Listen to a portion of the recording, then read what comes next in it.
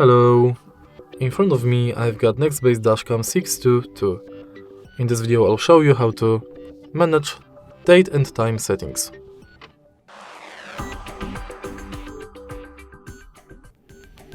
In the beginning, let's go to my Nextbase and go to my Dashcam settings and enter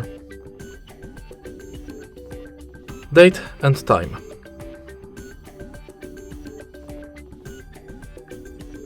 Currently my date and time has been synchronized via Bluetooth, but also you can adjust it manually if it's not synchronized. Also, if you go to date and format, you can change it from this menu.